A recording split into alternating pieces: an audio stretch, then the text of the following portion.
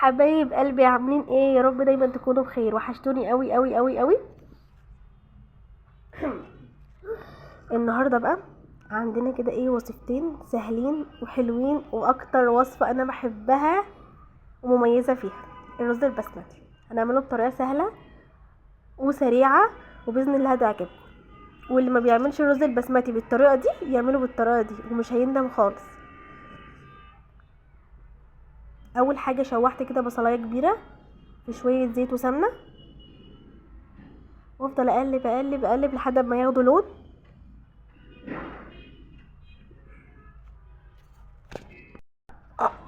خلاص البصله كده خدت لون، هبدا بقى احط البهارات: معلقه مرقه دجاج، ومعلقه ملح، ومعلقه كاري، ومعلقه كركم، وقرفه خشب، وريحه زعفران.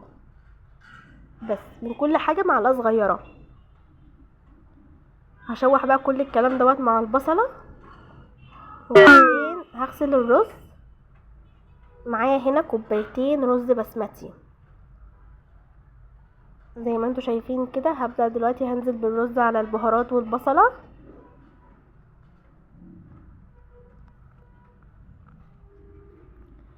اللي لسه ما حطش لايك يحط لايك، واللي مش مشترك في القناه يشترك في القناه.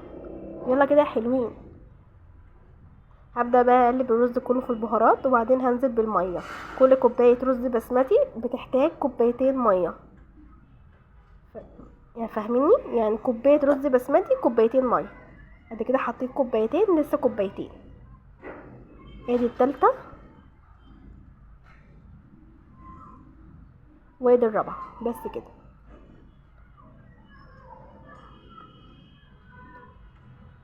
هسيبه بقى ايه يستوي براحته، اما عقبال اعمل البانيه.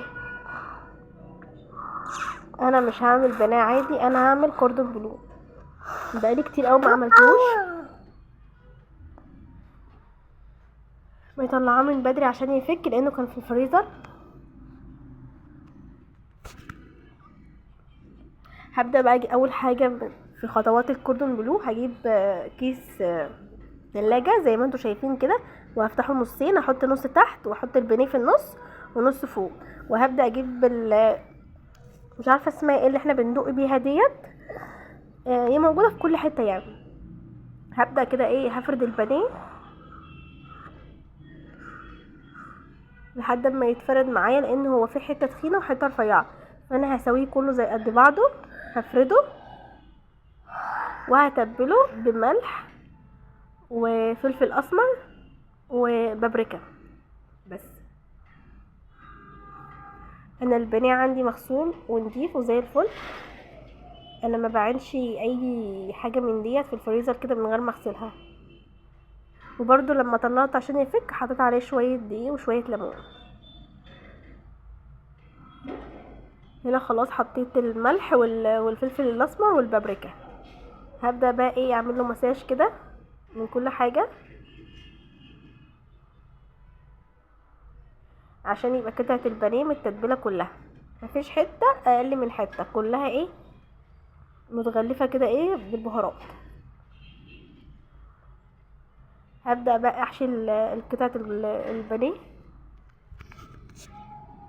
بصي، هي الحشو بتاع الكوردون بلو انت وذوقك، يعني اللي عندك حطيه.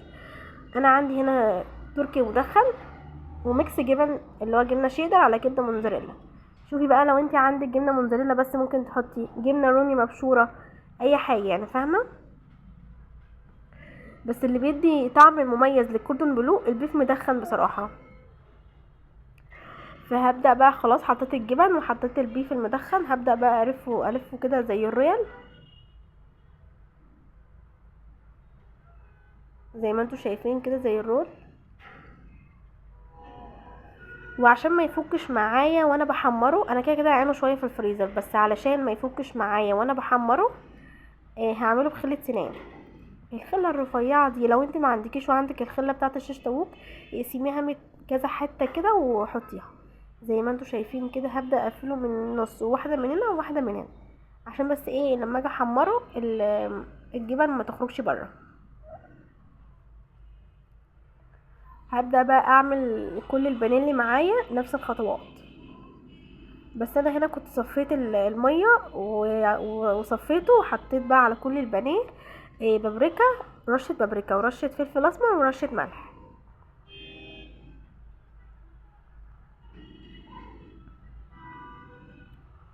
هبدا بقى اعمل كل البانيه نفس الخطوات اللي انا عملتها اول مره معاكم. هنا مسرعه الفيديو شويه عشان ما تزهقوش لانه طويل شويه. فانا عملت كل البانيه بنفس الخطوه اللي انا عملتها، فردته ودقدقت عليه بالبتاعه ديت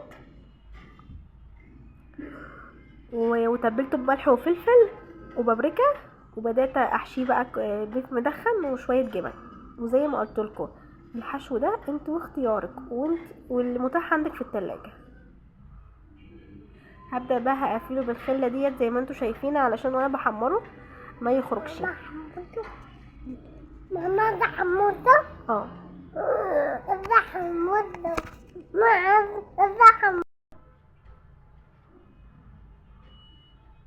خلاص خلصت الكميه اللي معايا، هي مش معايا كميه كبيره، هو نص كيلو بس. هبدا بقى دلوقتي احطه في الفريزر. وادي الرز بصراحه كان طعمه تحفه تحفه تحفه تحفه. هنا بقول لكم الريحه كانت جامده والله العظيم، اعملوا بالطريقه ديت مفيش اسهل منها. خلاص جينا بقى ميعاد الغدا وعايزين نتغدى. معايا هنا 3 بولات، بوله فيها دقيق، بوله فيها فيجيتار، وممكن تبدلي الفيجيتار دوت ببقسماط، بس انا عشان ما كانش عندي بقسماط فحطيت فيجيتار. وهنا معايا لبن، نص كوبايه لبن، ولو انت ما عندكيش لبن ممكن تعملي الميه ساقعه. خلاص هطلع بقى البانيه من الفريزر، طلعته.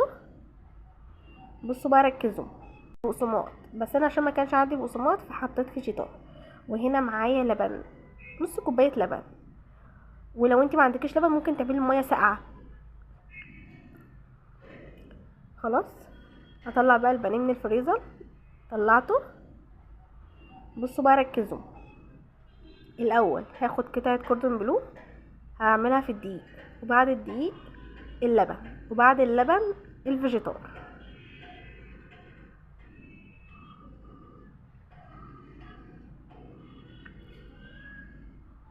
اكيد فاهمين.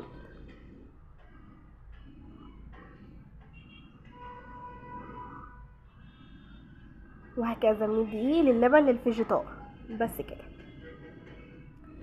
بقالي كتير قوي ما عملتش الكوردون بلو، فقلت لازم اعمله مع اخواتي عشان يشوفوا انا بعمل الكوردون بلو والرز البسمتي ازاي. انا عملت قبل كده معاكم الرز البسمتي بس ما عملتش معاكم قبل كده الكوردون بلو، فانا قلت طبعا مش هعزها على اخواتي حبايب قلبي اللي بيعملوا لي لايكات ومروقين عليا، مش هستخسر فيهم وصفتي في الكوردون بلو. انتوا اكيد طبعا بتعملوها احسن مني وانتوا احلى الناس، بس انا بحب اشارككم انا بعمل الاكل ازاي بالطريقه ازاي. خلاص بقى ايه، قلنا بقى ايه نظبط الطبق كده بتاع الاكل. جوزي بقاله فتره تعبان وانا بقالي فتره بصراحه ما بطبخش، تعبانين وكلنا واخدين الدور، اكيد واضح على صوتي. فبقالي كتير ما طبختش، فانا قلت بقى بروق على جوزي حبيبي واعمل له اكله حلوه كده. هنا خلاص الكوردون بلو بيتحمر، انا هبدا لما اطلعه اشيل الخله دي منه. هنا بقى جبت طبق الصوصات، حطيت فيه شويه صوصات وعملت شويه طحينه وقدمت كده الاطباق بشكل شيك. يا رب يكون التقديم عجبكم. هنا بقى بصوا طلعت اول قطعه من الكوردون بلو. هبدا بصوا اصلا الجبنه بتبظ وتلز من الجنوب ازاي. فتحت كده واحده عشان اوريها لكم من جوه، كان مستوي جدا. انا اول حاجه عليت النار، الزيت سخن، بعدين وطيت النار عشان يستوي من جوه والجبنه تمط كده وتسيح. هبدا بقى اطلع كل الكوردون بلو، هو خلاص اوريدي استوى اصلا. هبدا بقى احطه في الاطباق وناكل وبالهنا والشفا على قلبنا. يا رب يكون الفيديو عجبكم، واتمنى من كل قلبي تحطوا اللايك وتشجعوني، واللي مش